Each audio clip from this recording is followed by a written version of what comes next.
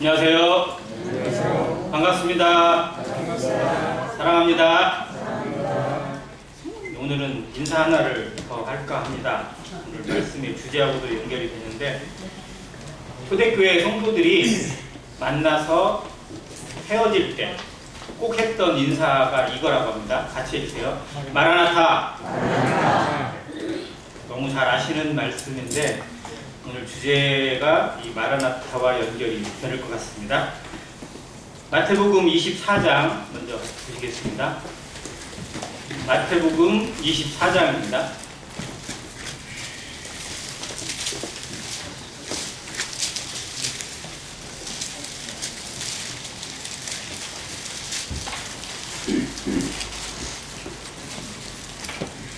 삼절을 같이 읽겠습니다. 마태복음 24장 3절입니다. 시작. 예수께서 감람산 위에 앉으셨을 때에 제자들이 조용히 와서 이르되 우리에게 이르소서 어느 때에 이런 일이 있겠사오며 또 주의 임하심과 세상 끝에는 무슨 징자가 있사오리이까. 마태복음 24장과 또 비슷한 내용으로 누가복음 21장에 이 예루살렘의 멸망과 세상의 마지막 환란에 대해서 말씀해 주고 계십니다. 이 사건의 배경은 실상 예수님의 공생의 마지막 때에 제자들이 또 사람들이 성전을 보이면서 자랑합니다. 얼마나 멋있는지, 얼마나 화려한지, 얼마나 웅장한지 자랑을 할 때 예수님이 단언하십니다. 돌 위에 돌 하나도 남기지 않고 다 무너질 것이다. 이 성전이 어떻게 된다고요? 다 무너진다는 거예요. 그 말을 듣고 너무 놀래서 물어보는 거예요. 주여, 언제 이 일이 있겠사오며? 그러니까 여기서 물어보는 언제 이 일은 성전이 무너지는 때, 즉 예루살렘이 멸망하는 때, 유다가 멸망하는 때가 언제인지를 묻습니다. 그런데 그것만 물어보지 않아요. 그 뒤에 또 물어봅니다. 또 주의 임하심과 세상 끝에는 무슨 징조가 있사오리까? 라고 물어봅니다. 이 두 가지의 질문에 대해서 예수님이 어떻게 보면 복합적으로 말씀을 해주세요. 그래서 마태복음 24장과 누가복음 21장을 같이 놓고 해석해야 헷갈리지 않습니다. 어떤 말씀은 예루살렘의 멸망에 대해서 주시는 예언의 말씀이 있고, 어떤 내용은 주님의 임하심, 또 주의 재림의 때에 임하는 마지막 환란의 징조에 대해서 하시는 말씀들로 나눠집니다. 물론 환란의 징조, 마지막 때에 임하는 징조가 훨씬 내용은 많아요. 그런데 어떤 말씀은 또 예루살렘의 멸망에 대한 부분도 있습니다. 예를 들면 누가복음 21장에 예루살렘이 군대에 에워싸이는 것을 보거든 그때가 임한 줄 알라 라는 말씀은 예루살렘의 멸망을 두고 하시는 말씀이었어요. 실상 예루살렘은 로마 군대에서 포위가 됩니다. 그런데 예루살렘은 아신 것처럼 산이잖아요. 산 위에 있기 때문에 그대로 올라가서 함락치기가 너무 어려워요. 거기서 그냥 방어만 하면, 위에서 내려서 방어를 하다 보니까 올라가는 군대가 힘들어요. 요새예요. 그래서 군대가 어떻게 하냐면 포위를 해가지고 고사작전을 해요. 굶어 죽이는 거예요. 어떻게든 기어 나올 거다. 그래서 예루살렘을 포위했습니다. 그런데 갑작스럽게 이 포위가 풀려요. 근데 이게 역사적으로 어떤 사건이냐면, 처음에 베스파시안 장군이 그 로마 군단을 이끌고 와서 예루살렘을 포위했습니다. 그리고 그 로마 때, 그때 당시에 로마의 황제가 네로였는데, 네로 황제가 갑자기 암살이 돼요. 로마에서. 또 죽어버려요. 로마 황제가 죽고 나니까 이제 그 안에서 권력 암투가 일어나서 뭐 갈바 장군, 오토 장군 이런 사람들이 자기가 황제가 되겠다고 막 일어났다가 서로 죽이고 막 이런 일이 계속 로마에서 일어나고 있어요. 그래서 다른 사람이 베스파시안 장군, 즉 예루살렘을 함락하고 있는 베스파시안에게 당신이 와야 된다. 당신이 와서 이걸 수습하지 않으면 로마 난리 난다. 해서 베스파시안이 이 포위를 다 풀고 로마로 가서 다 정벌을 하고 황제가 됩니다. 로마 황제가 돼요. 그리고 이제 자기가 하던 일을 못했잖아요. 그래서 누구를 보내냐면 자기 아들 디도 장군을 보냅니다. 그래서 다시 2차로 포위가 되고 주 70년에 예루살렘이 최종 멸망을 하게 돼요. 그러니까 처음에 포위가 되었을 때 예수님의 말씀을 들은 제자들, 포위가 될 순간 빠져나갈 길이 없는데 갑자기 포위가 풀려요. 그래서 그때 이때가 그때인 거다 해가지고 다 도망갔어요.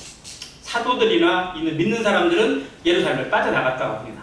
그리고 거기에 머물러 있던 사람들은 결국 디도 장군에 의해서 최종 함락될 때 성전도 무너지고 전부 다 포로로 끌려가거나 노예로 팔려버렸어요. 그런 일이 실제로 역사에 일어났고요. 이제 더 내용은 주의 임하심과 세상의 마지막 징조입니다.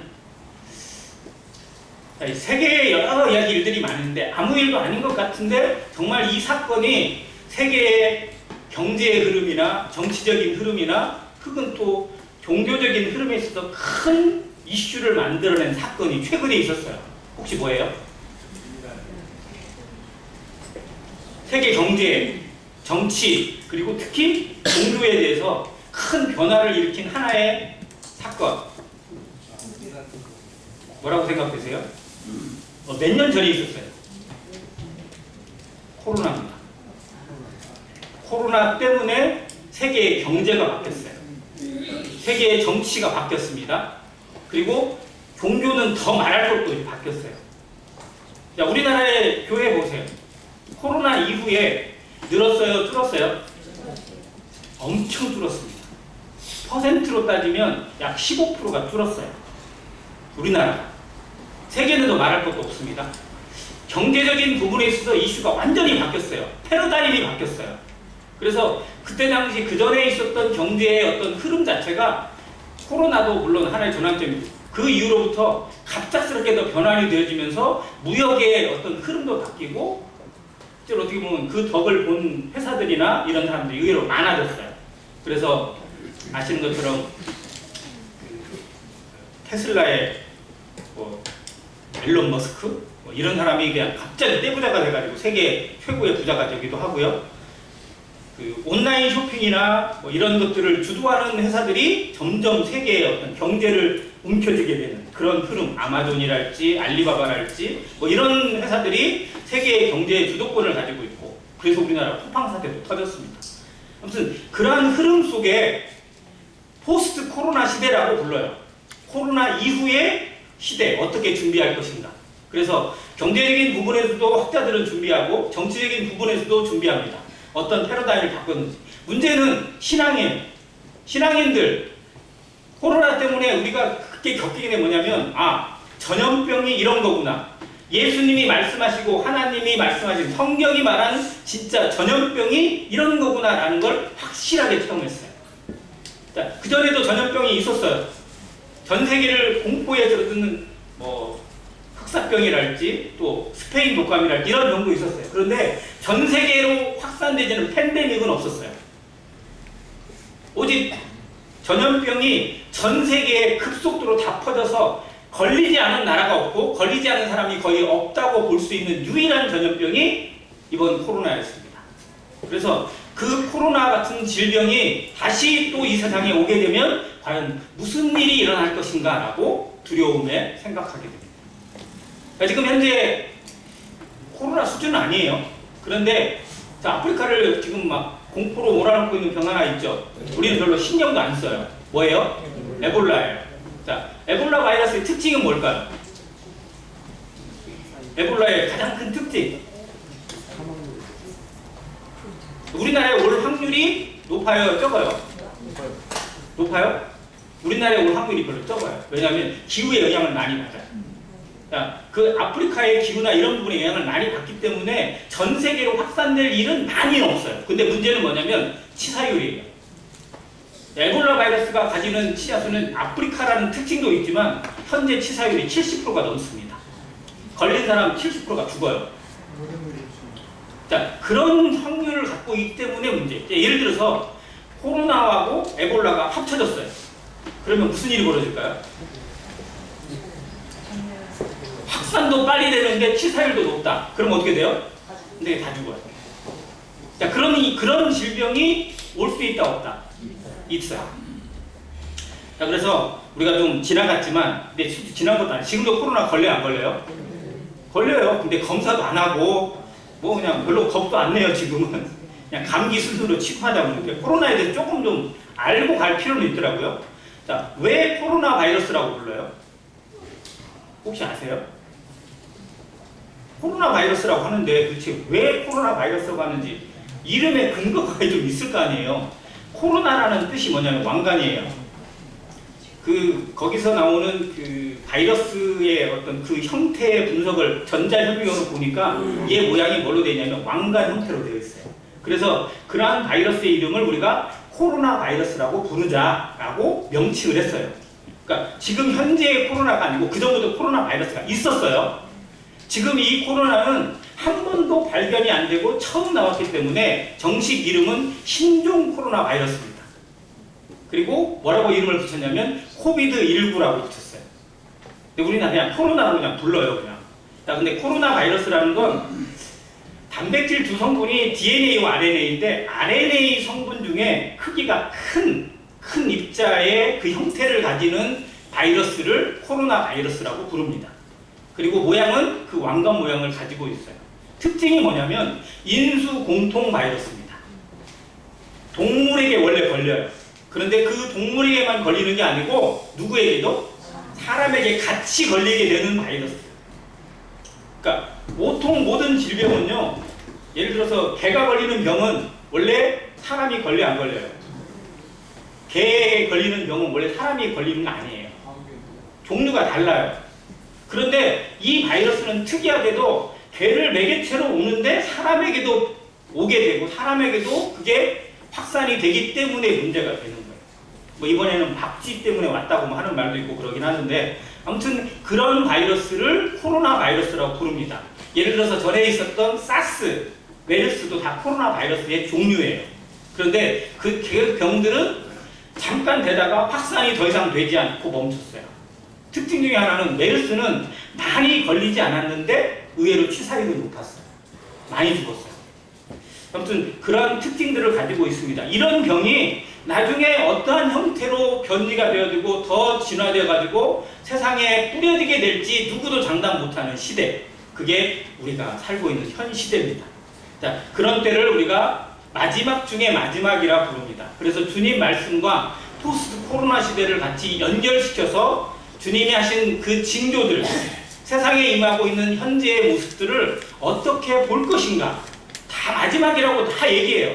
믿는 사람만 얘기하지 않아요. 안 믿는 사람들도 지금이 종말입니다, 마지막 때입니다 라고 하면 다 고개를 끄덕입니다. 그런데 진짜 마지막인지 준비하고 있느냐, 그건 아니라는 거죠. 자, 마지막 때를 향한 주님의 경고에서 한 가지 좀 생각할 게 있어요. 8절입니다. 본문 8절 보겠습니다. 자, 무슨 일이 생겼다, 무슨 일이 있을 것이다, 어떤 일이 생길 것이다 라고 쭉 얘기하고 7절에 보면 민족이 민족을, 나라가 나라를 대적하여 일어나겠고 곳곳에 기근과 지진이 있으리니 8절 같이 있습니다. 시작. 이 모든 것은 재난의 시작이니라. 이게 재난이 끝이에요? 시작이에요? 시작이에요. 자, 그러면 시작됐어요? 안 됐어요? 됐죠. 된작됐어요. 근데 끝이 언제일지 누구도 모르기 때문에 지금 그런 상황에 있습니다. 자, 여기서 말하는 이 재난이라는 단어를 조금 좀 알 필요가 있어요. 재난이라는 단어가 헬라어로 오딘이라는 단어가 쓰여 있습니다. 오딘. 근데 이 오딘이라는 단어를 우리말로 정확하게 번역을 하면 뜻이 뭐냐면 산고예요. 산고. 무슨 고통이죠? 네, 출산의 고통, 해산의 고통이에요. 자, 아기를 낳아보신 장애인들이나 뭐 다 아시겠죠? 자, 출산의 고통이 오면 언제 고통이 오는지 내가 정확히 알아요, 몰라요? 정확히 알아요? 아, 내가 5분 뒤에 정확하게 고통이 온다. 알아요? 모르죠? 언제 올지, 오긴 와요. 분명히 오게 되어 있어요. 근데 언제 올지 정확하게 몰라. 그러니까 불안하죠. 자, 그런데 처음부터 큰 고통이 와요. 어때요? 처음에는 어떻게 와요? 처음에는 좀 가볍게 와요. 그러니까 처음부터 그냥 막 몸이 찢어지듯이 오면 좀 어떻게 될지 모르겠는데 아무튼 처음에는 조금 약하게 온다고 합니다. 저는 몰라요. 자, 그런데 처음에는 천천히 와요. 약간 약하게. 그러다가 계속될 것 같은데 갑자기 멈춰. 그러죠? 그 고통을 예를 들어서 한 24시간 겪는다고 생각하면 전부 다 미쳐버리겠죠. 그런데 이게 될 것 같은데 갑자기 또 멈춰요. 가지고 괜찮아져요. 그러다가 또 어떻게 돼요? 또 와요. 또 올 때는 어떻게 와요? 좀 더 세게 와요. 그리고 또 멈춰. 그러다가 또 와. 그럼 그 다음에는 어떻게 와요? 더 세게 와요. 자, 이게 재난의 시작이라는 의미예요. 뭐냐? 주기적으로 오긴 오는데 그 강도가 점점 어떻게 된다? 더 세진다라는 거예요. 그리고 주기적으로도 더 느려져요, 빨라져요? 빨라져요. 이 두 가지 특징을 아셔야 돼요. 세상에 임하는 모든 재난들이 옛날에도 있었고 지금도 있어요. 그런데 특징이 뭐냐면 주기적으로 더 빠르게 와요. 그리고 더 강하게 와요. 거기에서 한계를 봐야 돼요. 자, 예를 들면 전쟁, 옛날에도 전쟁이 있었어요, 없었어요? 옛날에도 전쟁이 있고 지금도 있어요. 그러니까 항상 있는 것 같아요. 자, 지진. 옛날에도 지진 있었어요, 없었어요? 있었죠. 지금도 지진 있어요. 그러니까 맨날 있는 것 같고 똑같은 것처럼 여겨요. 이게 사람을 더디게 만들어요. 근데 뭐를 기억했냐면 도대체 전쟁의 그 강도나 그런 세기나 이런 영향력이 얼마나 더 커지고 있고 얼마나 더 많아지고 있는지 이 부분에 대해서 때로는 좀 평가할 필요도 있어요. 지진도 계속 있긴 있는데 얼마나 센 지진이 얼마나 자주 있나 이것도 알아야 돼요. 세상에 임하는 기후변화나 환란이나 이런 것들 누구나 다 느끼고 있어요. 그런데 지나가고 나면 잊어버려요. 근데 이게 더 세지고 있는지 약해지고 있는지 문제가 있는 것인지 알아야 될 필요가 있다는 거예요. 여기에서 주님의 말씀을 주목하게 됩니다. 자, 먼저 지진을 한번 예로 들게요. 자, 지진은 우리나라에 지진 있어요, 없어요? 있죠. 근데 우리나라가 지진이 와도 사람들이 어때요? 재난 문자 쓰고 나면 어디 왔네? 근데 보니까 숫자가 뭐라고 써 있어? 어디 뭐 경상북도 청도의 지진 진도 3.5 그럼 어떻게 돼요 느낌이? 에이 그냥 왔나 보네 뭐. 왜? 내가 못 느끼니까. 진도 3.5면 실상은 집이 무너져요? 아니죠. 그냥 여기에 있는 그릇이 잠깐 흔들릴지 모르겠지만 그냥 그러고 말아요. 자, 그래서 사람들이 공포를 느끼고 위험성을 고비하는 진도의 숫자가 몇일까요? 흔히 말해서 강진이라고 부르는 거. 7 이상? 7 이상 하면 난리 나요. 6이에요, 6. 강진의 숫자가요, 6입니다. 6 이상을 강진이라고 불러요. 왜냐면 우리가 흔히 말하는 진도 9 뭐 이런 거요, 거의 없어요. 진도 9 이상 오면 전 세계가 난리가 나야 돼요. 근데 6부터 8까지가 실상 강진이고요. 그 이상은 초강진입니다. 거기는 진짜 마지막을 준비해야 되는 지진이에요. 자, 그래서 진도 6 이상을 놓고 특별히 더 평가를 해요. 왜? 이 강진이 전 세계에 얼마나 자주 왔니? 얼마나 많이 왔니? 자, 그러면 이게 통계 자료가 있어요. 진도 6 이상의 지진이 전에 걸로 한 30년 전이나 40년 전 거를 통계를 내보니까 1년에 몇 번쯤 왔을까요? 전 세계적으로. 진도 6 이상. 한 40년 전 통계를 보니까요. 6에서 8회 정도 왔어요. 1년에. 많아요? 적어요? 별로 없네? 그거밖에 안 왔어? 맨날 지진이 있는 것 같은데. 진짜 진도 6 이상은요. 쉽게 안 와요. 일본도요. 진도 6 이상 오잖아요. 국가 비상벌레. 자, 그리고 이게 한 20여 년 전, 10몇 년 전, 20몇 년 전에는 이 숫자가 늘었을까요? 줄었을까요? 늘었죠. 10단위로 늘었어요. 10몇 회, 20몇 회 이런 식으로 늘었어요. 해마다. 근데 이게 엄청나게 는 거예요. 자, 그러면 최근 한 3, 4년 전에 숫자를 통계를 해봤어요. 진도 6 이상 지진이 전 세계의 숫자가 몇 단위로 갔을까요? 100단위로 올라갔어요. 지금은 100단위입니다. 1년에. 수시로 터지고 있어요. 네, 이게 재난의 시작이라는 의미가 주는 의미예요. 진도가 전 세계에 확산될 뿐만 아니라 숫자가 많아지고 주기적으로 빨라지고 있고 그것이 정말 이제 사람들이 몸으로 체감할 수 정도로 오게 된다라는 겁니다. 자, 환경적인 문제를 처음에 이야기하는데 지구 온난화를 제일 먼저 얘기해요. 기후 변화입니다. 엘니뇨하고 뭐 라니냐 뭔 말인지 잘 모르겠어요. 엘니뇨가 뭔지 라니냐가. 근데 아무튼 엘니뇨나 라니뇨가 오면 다 기후가 이상해져. 엘니뇨가 와도 이상해지고 라니냐가 와도 이상해진대요. 아무튼 바다가 예전 같지 않다는 거예요. 엘니뇨와 라니냐는 이 우리나라에 그 영향을 주는 것들이 뭐냐면 태평양과 그리고 저 칠레 앞바다에 있는 두 지점을 놓고 수온을 재요. 바다의 수온을. 근데 여기가 더 높으면 뭐 엘니뇨, 이쪽이 높으면 라니냐 이렇게 부릅니다. 그러면 수온에 따라서 태풍의 흐름이나 변화나 바람이나 이런 것이 계속 바뀐대요. 뭐 아무튼 그런 게 있어요. 근데 우리는 그냥 태풍이 좀 세질 수 있겠구나, 날씨가 더워질 수 있겠구나, 뭐 이런 정도만 생각하면 되겠죠. 그런데 이게 갈수록 급박해지고요, 갈수록 많아져요. 자, 지구의 온도가, 수온이 갈수록 올라가고 있어요, 내려가고 있어요? 올라가고 있죠. 자, 그러면 겨울에 따뜻해야 되죠. 그잖아요. 평균 기온이 올라가는 거니까. 여름에는 더워지는 건 이해하겠는데 겨울에는 그냥 그 온도가 올라가서 더 따뜻해야 되는데 실상 겨울에 어떻게 돼요? 더 추운 날이 생겨요. 왜냐면 이게 극지방의 보완 현상이에요. 더 더워지면요, 극지방에서 이거를 보완하기 위해서 더 차운 기온을 밑으로 내려보내요. 그래서 극지방에 있는 그 차운 기온, 영하 40도, 50도에 되는 기온이 우리나라로, 미국으로 다 내려가게 됩니다. 그래서 겨울에 뭐 북미 지역 온도가 뭐 영하 50도까지 내려가기도 하고 뭐 이런 일이 일어나게 돼요. 우리나라도 아마 조만간에 이 남한 땅이 영하 30도 이하로 내려가는 걸 경험하게 되실 겁니다. 제 예언은 아니고요. 아무튼 그러한 일이 갈수록 더 생겨요. 그래서 세상이 갈수록 어떻게 보면 힘든 땅을 만들게 됩니다. 자, 그런데 서서히 되다 보니까 사람들이 못 느끼는 거예요. 자, 환경적인 부분에서 또 문제는 지진과 기근입니다. 자, 우리는 먹고 살 일이 별로 걱정이 아니 남아서 문제예요. 교회에서도요, 음식물 쓰레기를 쭉 내놓는데요. 어느 날은 지난주였나요? 지난주에 애찬당번들이 제가 알기에 이렇게 뭐 하셨죠? 쫄면? 네, 쫄면 이렇게 하셨잖아요. 다들 못 드셨나 봐요. 음식물 쓰레기통이 무겁더라고요. 아무튼 많이 남아요. 음식물 쓰레기가 실제로 우리나라는 처치곤란 정도로 많습니다. 예전에는 꿈도 못 꾸던 일이죠. 근데 지금 전 세계에 먹을 것이 없어서 굶어 죽는 사람들의 인구 비율이 몇 프로나 될까요?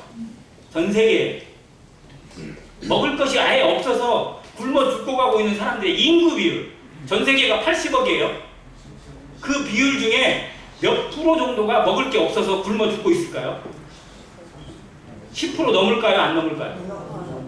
당연히 넘죠. 절대 빈곤, 절대 기아가 아니고 그냥 상대적인 기아에 느끼고 있는 숫자가 30%가 넘어요. 25억 인구가 먹을 게 없어요, 지금 현재. 근데 어디는 남아나서 문제예요. 세계가 얼마나 이기심에 가득 차 있는지 모릅니다. 미국이요, 우크라이나나 미국이나 막 쌀이 넘쳐요. 그런데 그 쌀을 그냥 주면 되거든요, 아프리카에. 그러면 지금 전 세계에서 생산되고 있는 쌀이나 곡식으로 전 세계 인구 다 먹고 살 수 있다 없다? 있어요. 통계 나와 있어요. 다 먹고, 아프리카에 그냥 주면 다 먹고 살아요. 그런데 안 줘. 왜요? 식량 전쟁을 해야 되니까. 그래서 버리는 한이 있어도 이걸로 기름을 짜고 있어요. 참 이해가, 쌀에서 무슨 기름이 얼마나 나온다고. 쌀로 기름을 만들어내고 있다니까요, 지금. 그거 가지고 다른 걸 써먹겠다고 하고 있어요. 전 세계가 그래요. 얼마나 이기주의고 자기 나라만 생각하는지 몰라요. 미국이라는 나라가 옛날에는 정말 세계를 위해 주는 것 같고 우리나라를 위해 주는 것 같은데 지금 딱 드러났잖아요. 어떤 한 사람 때문에. 제2세계 깡패. 도대체 나를 신뢰할 수가 없어요. 아니 그러면 이게 가면 갈수록 좋아진다, 나빠진다? 나빠져요. 갈수록 세계가 그렇게 된다니까요. 그래서 이 흐름 속에서 세계가 어떻게 흘러갈 것인지를 성도들은 주목해야 돼요. 가장 큰 문제 중에 하나는 전쟁입니다. 러시아가 우크라이나 전쟁을 시작했을 때 성도들이 긴장을 했어요. 왜? 러시아이기 때문에. 다른 나라도 아니라 러시아. 성경에서 곡과 마곡의 전쟁을 얘기할 때 곡은 사람이고요, 마곡은 땅이에요. 마곡이 어디예요? 네, 러시아예요. 로스, 메색, 이렇게 부르잖아요. 메색은 그대로 영어로 옮겼으면 모스크바예요.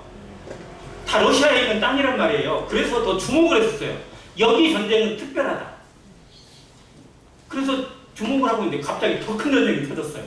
어디예요? 여기 전쟁에 누가 끼어들었어요? 미국이보다 더 중요한 나라 어디예요? 이스라엘이 끼어들었어요. 이스라엘이 전쟁에 직접 끼어들었단 말이에요. 이건 보통 일이 아니에요. 그래서 이 두 가지 전쟁은요, 성경이 제시하고 있는 마지막 전쟁의 모습을 그대로 보여주고 있기 때문에 실제로 에스겔서에 있는 곡과 마곡의 전쟁을 더 공부할 필요가 있어요. 이게 어떤 상황이 연결될지, 지금은 평화를 부르짖는 것 같고 뭔가 협상이 된 것 같은데 정말 그렇게 믿어지세요? 아, 평화가 온다 이렇게 믿어지세요? 아니에요. 다 위장평화라는 거 알잖아요. 어떻게 바뀔지, 어떤 모습이 될지 누구도 짐작 못합니다. 이 전쟁으로 인해서 전 세계가 얼마나 피고름을 하고 있어요. 기름값이 그냥 갑자기 막 100매 돈이 오르고 막 하루에 2번씩 올라가지고 주유소 가기가 겁나고 다들 경험하셨을 거예요. 이게 남의 나라 전쟁인데 우리나라에 직접 영향을 미치고 우리 삶에 직접 영향을 미쳐요. 지금 세계는 그렇습니다. 아무튼 그런 가운데 인간들의 모습에서 가장 큰 문제가 뭐냐면 이기심이에요. 자기밖에 몰라요. 자기밖에 몰라요. 자기의 이익을 위해서라면 남이 짓밟혀도 상관없고 거짓말을 해도 상관없고 심지어 죽여도 상관이 없어요. 그게 이 세상의 풍조입니다. 포스트 모더니즘이라고 불러요. 나에게 잘 되는 게 선이고 내가 잘 되는 것이 진리다. 남이 어떻게 되든 상관없다. 나만 잘 되고 내 가족만 잘 되면 아무 문제가 없는 것처럼 착각하고 살아가요. 그래서 나라가 나라까지도 뭐 다른 거 따지지 않아요. 도의적인 어떤 것을 따지지도 않아요. 그냥 누가 이익이냐, 누가 선거다. 이런 것만 따지고 있는 그런 시대. 그래서 뭐가 식어진다? 사랑이 식어질 수밖에 없어요. 사랑이라는 게 정말 존재할까요? 한번 보세요. 전 세계 외교 가운데 정말 서로를 존경하고 사랑하고, 아니 겉으로는 그죠? 유감을 표합니다. 저는 제일 웃긴 말이 그거 같아요. 말로는 뭐 하고 싶은데, 말로는 그냥 가서 그냥 싸다구를 때리고 싶은데 표현은 그렇게 못하니까 유감을 표합니다. 이런 식으로 이야기한단 말이에요. 정말 이기적인 모습 자체로 흘러가고 있는 세상입니다. 자, 그러면 그 모습이 세상만 그러냐? 정말 세상만 그럴까요? 교회는 안 그럴까요? 교회는 그 영향을 받지 않는다고 감히 단언할 수 있을까요? 성도들은 그러한 흐름 가운데 전혀 내몰리지 않고 있고 나는 그러한 것에 흔들리지 않는다고 자부할 수 있을까요? 그게 아니라는 거예요. 가장 큰 문제는 영적인 것에 있습니다. 결국 하나님은 그 모든 걸 통해서 다루시고 하나님의 뜻을 이루어 드릴 건데 문제는 그걸 준비하고 있는 성도가 다른 것에 눈이 돌아가 있고 다른 것으로 욕심내고 있고 세상에 눈 돌아가고 있기 때문에 주님을 만날 준비를 못하고 있는 안타까운 현실을 주님이 직시하시고 말씀해 주시는 겁니다. 이번 제가 드리는 말씀은 이번 그 전국 장로 수양의 첫 번째 말씀의 주제였어요. 정말 주님이 오실 건가? 그리고 강사님이 딱 던진 화두가 뭐였냐면 같이 따라해주세요. Perhaps today. 좀 어려운가요, 발음이? Perhaps today. 자, 의미가 뭐예요? 어쩌면 오늘이요. 이게 4일 내내 계속됐어요. 어쩌면 오늘 그 마음으로 살아가자. 정말 마음이에요. 그래서 책도 있어요. Perhaps today. 아무튼 자, 그걸 생각하면서 정말 주님이 임하시는 그때에 임할 것들을 우리가 바라봐야 됩니다. 영적인 부분에 있어서 한 가지 내용을 살펴볼게요. 계시록 13장입니다.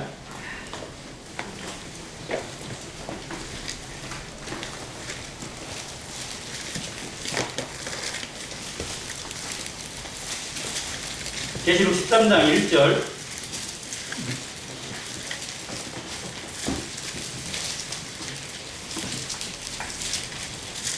내가 보니 바다에서 한 짐승이 나오는데 뿔이 10이요 머리가 7이라.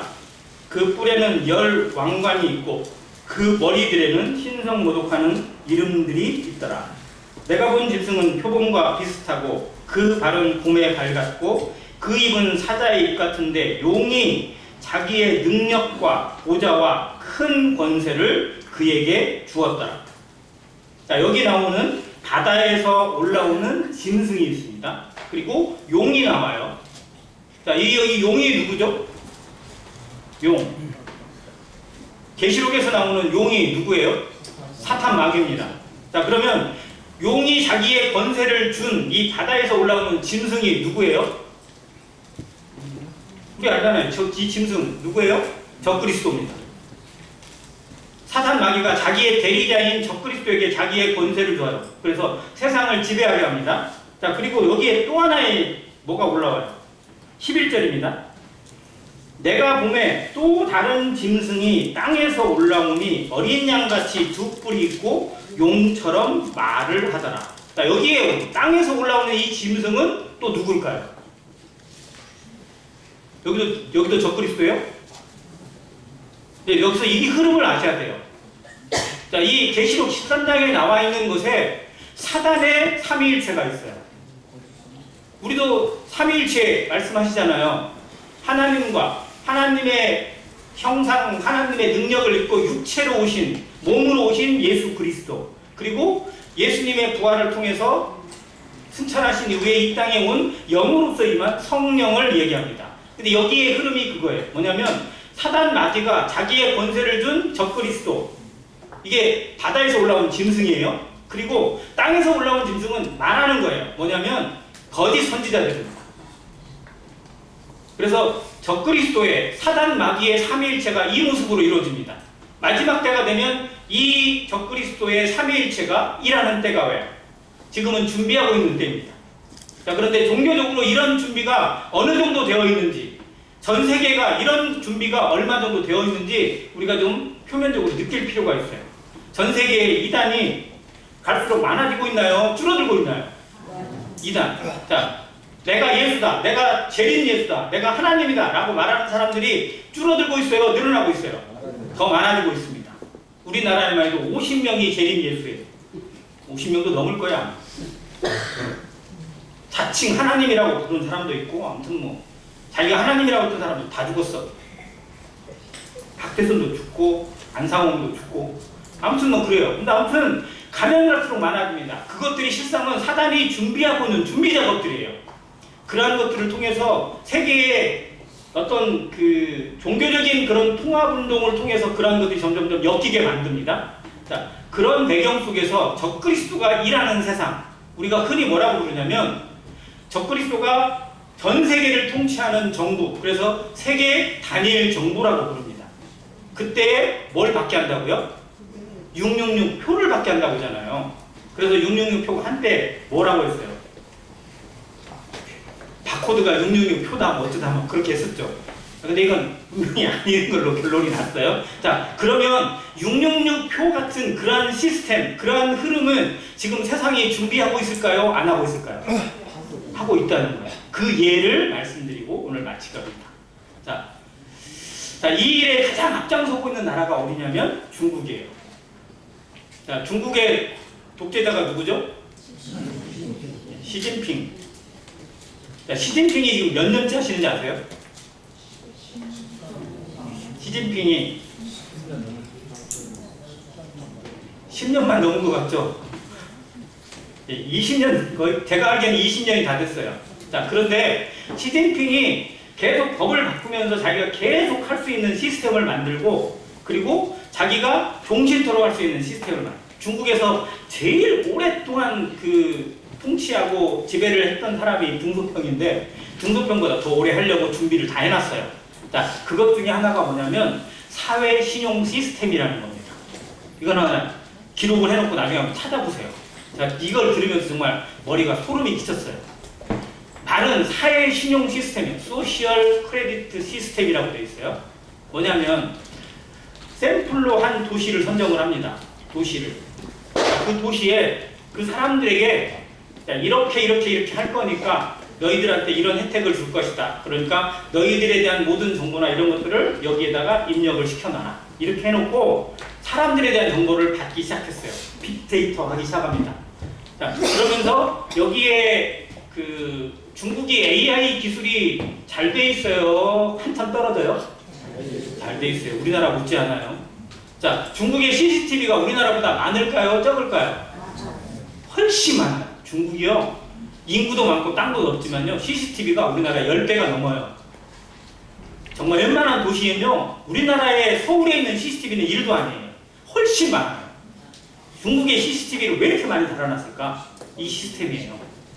자, 사람이 우리도 다 어떻게 보면 전자정부 시대이기 때문에 그 사람의 이름, 뭐 주민번호만 치면요 모든 게 다 거의 기록이 돼 있죠. 그런데 뭐는 안 되냐면 이 사람이 생각이나 이 사람의 행동이나 이 사람이 추구하는 거나 이 사람이 누구를 만나는지 어떠한 곳에 어떤 생각을 가지고 있고 정치적 성향은 어떠한지 이거 주민번호로 알아요 몰라요? 모르면 알 수가 없죠. 내 속에 있는 거 어떻게 알아요? 그런데 중국은 이걸 파헤치기 시작했어요. 어떻게 하느냐? 그 사람이 자기의 정보를 넣어요. 그리고 그것에 대한 동의를 해놨어요. 자, 그리고 CCTV가 이 사람이 가는 곳마다 다 체크가 돼요. 그래서 얼굴 인식을 다 하기 때문에 어디에 가서 누구를 만나는지, 뭐에서 마트에 가서 뭘 사는지, 그리고 어디 식당에 가서 무슨 일 하는지, 회사는 어디를 다니는지, 주로 어느 시간에 뭘 하는지, 시간별로 만나는 사람이나 장소나 이런 것들이 다 체크해도 정리가 돼요. 그리고 이걸 빅데이터를 다 수집을 해놔요. 너무 분량이 많아요. 그걸 AI가 풀지 않으면 풀어낼 수가 없어요. 근데 AI가 이걸 풀어내요. 그래서 이 사람의 성향이 나옵니다. 언제 주로 움직이는지, 몇 시에 일어나는지, 몇 시에 어디로 이동하고, 이동 시간의 간격이 어느 정도인지, 누구를 만나는지, 무슨 일을 하는지 다 정리가 돼요. 동시에 통화를 감청을 합니다. 전화 통화를. 문자, SNS도 다 감청이 돼요. 왜? 동의를 다 해놨어요. 돈 좀 준다고 하고 뭐 복지 혜택을 준다고 하니까 동의를 해놨어요. 좋은 건 줄 알아요. 사회 신용 시스템이니까 그렇게 해놨어요. 중국이니까 가능한 것 같아요. 자, 그걸 해놓고 다 해서 주로 누구랑 통화를 하는지 어떤 내용을 가지고 대화를 하는지 이게 다 들어가 있어요. 자, 그러면 이 사람이 언제쯤 어떤 일을 하게 될지, 어떠한 성향을 가지고 정치적으로 혹은 어떠한 안 좋은 영향을 끼치게 될지, 예를 들어서 블랙리스트나 레드리스트를 만드는 일이 가능해져요. 예측이 돼요. 그런 식으로 사람들을 분류를 합니다. 아, 얘는 위험 등급에서 볼 때 위험 등급 10, 9, 8, 7, 1까지 다 구분을 다 해놨어요. 그래서 그 중에 문제가 될 수 있는 소지에 있는 사람들 있잖아요. 그 사람을 더 집중적으로 체크를 해요. 그리고 하나라도 걸린다. 어떻게 돼요? 걸려요. 그럼 어떻게 돼요? 수청 대상이에요. 바로 걸려서 넘겨요. 중국이 수청하는 방법 쉬워요. 그냥 공안에다 잡아다가 딱 해놓고 자료 보이고 그냥 처형을 하든지 어디로 보내버립니다. 이런 식으로 처리를 해요. 지금 시진핑이 자기의 독재를 위해서 만들어가고 있는 시스템인데요. 이 시스템이 결국 어떻게 된다? 중국 전체로 확산되고 있어요. 처음에 샘플로 몇 개 도시만 했었거든요. 지금 50개가 넘는 도시가 이 일을 하고 있어요. 중국 내에서. 그러면 작은 도시 위주로 할까요? 큰 도시 위주로 할까요? 큰 도시 위주로 하죠. 중국 사람들이 뭣도 모르고 나를 얼마나 감시하는지, 나에 대한 뭐 하는지 이것도 생각 안 해요. 왜? 자기는 그냥 일상처럼 그냥 살면 되니까. 그런데 뭐 병원에 갈 때 더 깎아주고, 뭐 할 때 교통비도 깎아주고, 뭐 또 할 때 뭐 할인도 해주고 그러니까 좋은 건 줄 알고 그냥 다 그렇게 하고 있어요. 자, 적그리스도가 이 시스템을 그대로 이용한다. 전 세계 사람들을 지배 관리할 수 있을까요? 없을까요? 있어요. 다 분류할 수 있습니다. 이 사람은 제거 대상, 이 사람은 협도 대상, 이 사람은 무슨 대상, 다 나눠요. 지금 그 작업이 AI로 이루어지고 있고, 그리고 이걸 처리할 수 있는 나노 컴퓨터라고 있어요. 슈퍼컴퓨터보다 약 1000배 이상의 속도 성능을 가지고 있다고 합니다. 나노 컴퓨터가 이걸 처리하는 데 있어서 몇 초면 끝나요. 그냥. 그 아무리 많은 빅데이터도요, 그 슈퍼컴퓨터나 나노 컴퓨터에 들어가면 아무 일도 아닌 것처럼 처리가 돼요. 전부 다 분류가 됩니다. 지금 우리가 그런 시대를 살아가고 있어요. 적그리스도가 맘만 먹으면, 때가 되면 전 세계를 지배할 수 있는 시스템도 만들어져 있고, 기술도 만들어져 있고, 그리고 환경도 다 만들어져 있어요. 이 전쟁이 어떠한 양상으로 흘러가게 돼서 전 세계를 공포의 분위기로 몰아넣고, 그 순간에 그걸 평화적으로 해결하는 사람이 나타난다든지, 그것에 대해서 전 세계에 어떤 주도권을 가질 수 있는 어떤 영향을 끼치는 사람이 나타난다. 그 사람을 주목해야 할 겁니다. 그런데 우리는 정말 그때까지 여기 있을지 누구도 몰라요. 왜? 교회는 그 환란의 시작 전에 이미 휴거될 것을 우리가 믿고 있기 때문에. 그래서 바로 오늘 퍼앱스 투데이가 주님을 예비하고 주님을 만날 마지막 순간일 수도 있다는 사실을 기억해야 됩니다. 언제 오실지 정말 주님 앞에 우리가 무엇을 돌려드릴 것인지, 우리가 주님 앞에 그냥 서는 것으로 만족할 것인지, 주님 감사합니다라고 그냥 머물 것인지, 아니면 주님 앞에 잘하였도다 착하고 충성된 종이라고 주님께 열매를 돌려드리고 멸류관을 돌려드리고 주님 앞에 아름다운 상급을 통해서 함께 공유하고 즐거워하는 성도가 될 것인지 우리 마음에 깊숙한 마음으로 결단하시길 바랍니다. 얼마 남지 않았습니다. 정말 마지막. 전 세계가 이미 준비되어 있어요. 카운트다운이에요. 유엔이라는 데에서 세계의 어떤 그 마지막 시계 카운트다운을 하는 게 있어요. 이게 정확한지 잘 모르겠어요. 근데 이게 한 10년 전만 해도, 코로나 이전만 해도요, 분단이었어요. 세계 멸망 5분 전, 뭐 이랬어요. 그러니까 5분 전에도 막 급박하잖아요. 근데 코로나가 터지고 나서 이게 초로 바뀌었어요. 몇 년 전에 세계 멸망, 세계 종말 57초였거든요. 그래서 작년에 발표했어요. 몇 초? 54초. 3초 줄었어요. 그런데 이 3초가 실상은 거기에서 말하는 데이터, 우리가 느끼는 3초가 아니고요. 어마어마한 숫자를 가지고 있어요. 그러한 의미로 정말 경각심을 가지고 정말 경계하는 마음과 근신하는 마음으로 주와 그 재림을 기다리면서 이 교회, 우리 주변에, 내 안에 정말 주님 앞에 털어놔야 될 것들, 내려놔야 될 것들, 버려야 할 것들이 무엇인지, 취해야 할 것이 무엇인지, 나아가야 될 방향이 무엇인지 다시 새기는 안행교회 성도 되실 간절히 바랍니다. 이상입니다.